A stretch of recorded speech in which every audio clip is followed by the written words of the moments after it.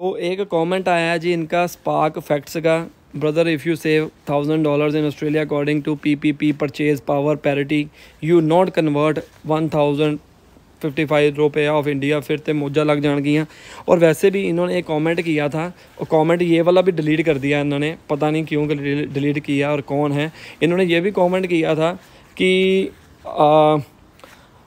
आप BSc IT और MCA की है और आपके पास कौन सी ऐसी स्किल्स है ब्रदर, आपने तो सिर्फ 6 साल टीचिंग की है और क्या किया है।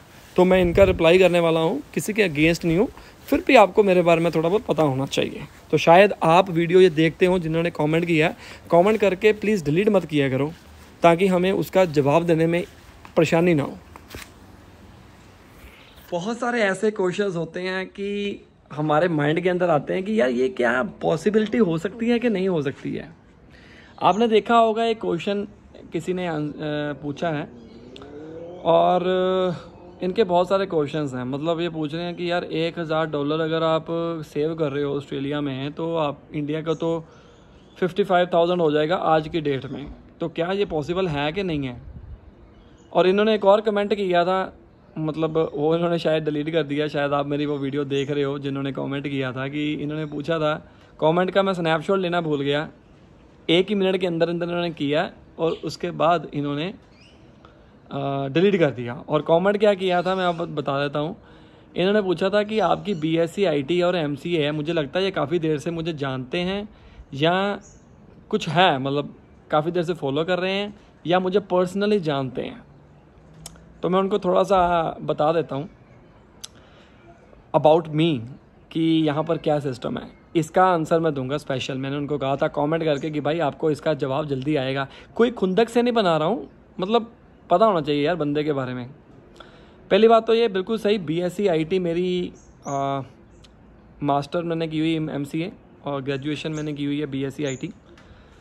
फिर उसके बाद इन्होंने मैसेज किया था कि 6 साल आप कंप्यूटर एजुकेशन में रहे हो, मतलब ये मैंने ऑब्वियस ही बात है 6 साल मैंने पढ़ाया है। उस 6 साल के अंदर मैंने बहुत चीज़ें सीखी भी हैं, तभी यहाँ पर पहुँचा हूँ। मैं आपको थोड़ा सा गाइड कर देता हूँ। जब मैंने अपनी मास्टर डिग्री कंप्लीट की ना, MCA में क्या होता है कि काफ़ी सारी कंपनीज आती हैं आपके कॉलेज में आपको सेलेक्ट करने के लिए। हमारी कॉलेज में भी कंपनियाँ आई थी सेलेक्ट करने के लिए, इंटरव्यू लेने के लिए। जॉब की जो होती है चाहत वो हर एक स्टूडेंट को होती है कि भाई MCA हमारी कंप्लीट हो गई है और उसके बाद हमें नौकरी वगैरह भी अच्छी मिल जाए क्योंकि आगे फ्यूचर भी संभालना है।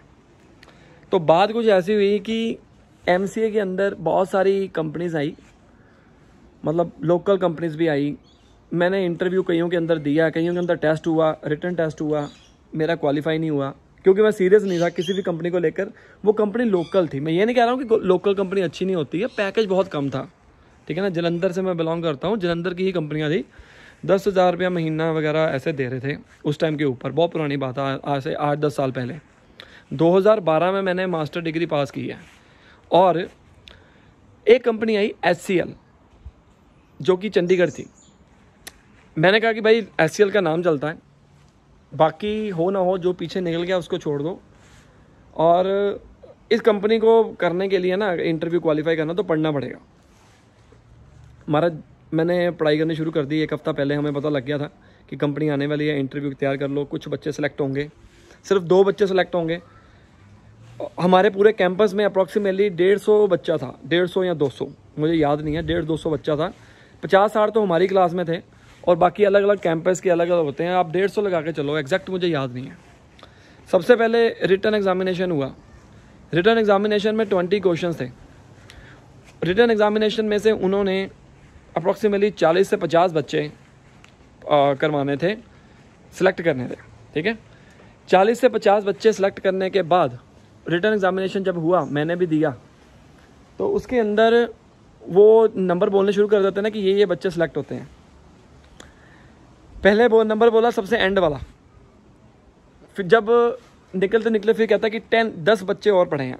मेरे 10 बच्चे, पहले काफ़ी बच्चे उसने नाम बोल दिए थे, मेरा उनमें से नाम नहीं आता, पर मुझे उम्मीद थी कि यार मैं सिलेक्ट तो जरूर होऊंगा, ठीक है। तो हुआ क्या, MCA में 10वें बच्चे का नाम बोला, मेरा नहीं था। 8वें का बोला मेरा नहीं था, 5वें का बोला मेरा नहीं था। मैं उम्मीद हार गया यार। मैं क्या, मुझे नहीं लगता कि अब मेरा नाम आएगा फर्स्ट टॉप 5 में, मेरा नाम नहीं आएगा। तो मैं पूरी अपना ना उम्मीद हार के बैठ गया था। दूसरे नंबर तक बोल दिया मेरा नाम नहीं आया। जब उसने पहला बोला, पहला मेरा नाम था। माय गुडनेस, आप खुद हिसाब लगाओ कि यार जो बंदे को मुझे उम्मीद थी मैं सिलेक्ट हो जाऊंगा, पर ऐसे सिलेक्ट होऊंगा कि नंबर 1 के ऊपर आ जाऊंगा, वो मुझे नहीं पता था। मेरे सारे क्वेश्चन लगता सही हो गए, चलो हो गया कंप्लीट। मेरे में शुरू में क्या था कि मैं हमेशा सीखता हूँ हर किसी से, चाहे वो छोटा हो चाहे बड़ा हो।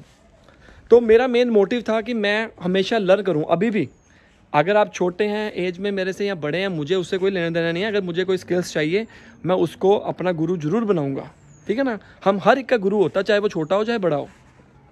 और मेरे से पीटी की ऑनलाइन कोचिंग जो लेते हैं, और वो कई बंदे बड़े भी होते हैं कई छोटे भी होते हैं, उनका गुरु मैं हूँ।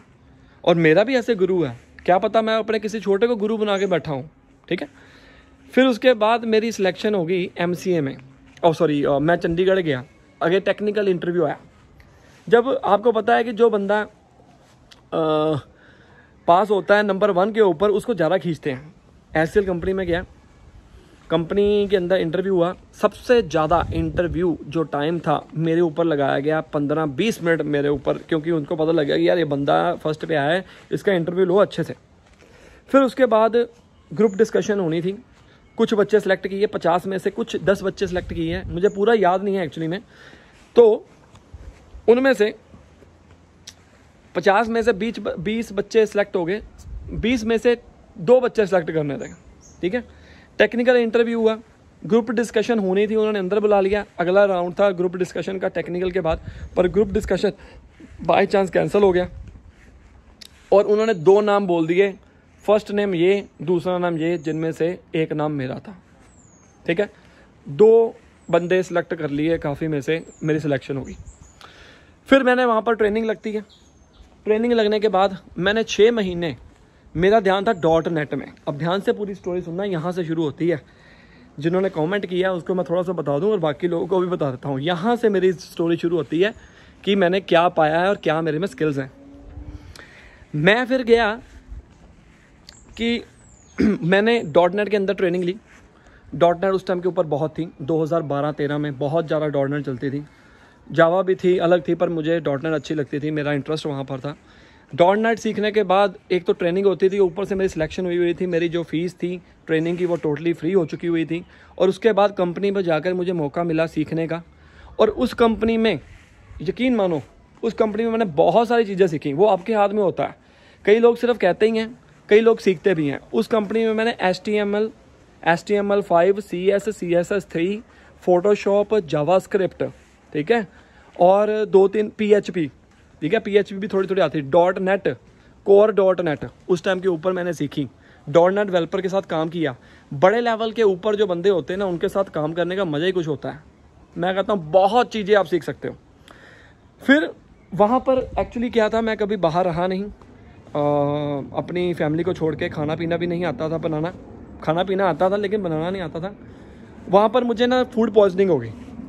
मेरा शरीर बिल्कुल डाउन हो गया, मतलब लाइक पूरी सेहत ख़राब हो गई, ठीक है। वहाँ पर रेंट पे रहते थे, खाना पीना कुछ नहीं था, कमाई भी इतनी ज़्यादा नहीं थी। 50 रुपये उस टाइम के ऊपर एक टाइम का खर्चा हो जाता था। 150 रुपया दिन का कौन खर्च करे। और घर में मतलब बुरा ख़राब हो गया। मैंने फ़ैसला ले लिया कि यार मैं ना छोड़ दूँगा ये जॉब। मैं छोड़ के आ गया अपने शहर जलंधर। पर फिर भी मेरा दिल करे यार, मैंने इतनी सारी चीज़ें सीखी हुई हैं, मैं हार नहीं मान सकता। मैं फिर दोबारा चला गया अपने फ्रेंड को साथ में लेके। 1.5 महीना रहा, 1.5 महीना वहाँ पर रहा। जॉब वगैरह नहीं मिली, फ्री घूमते रहे। कभी हम शिमला निकल गए, तो आपको पता है स्टूडेंट की लाइफ कैसे होती है। मैंने ना काफ़ी जगह के ऊपर मैं अपनी ही सिटी में लेना चाहता था जॉब वगैरह, या अपनी सिटी के नज़दीक, ताकि घर में आन जान हो जाए, खाने पीने का चक्कर ख़त्म हो जाए। तो मैंने अप्लाई किया, मेरी सिलेक्शन हो गई, ठीक है, यूनिवर्सिटी में सिलेक्शन हो गई।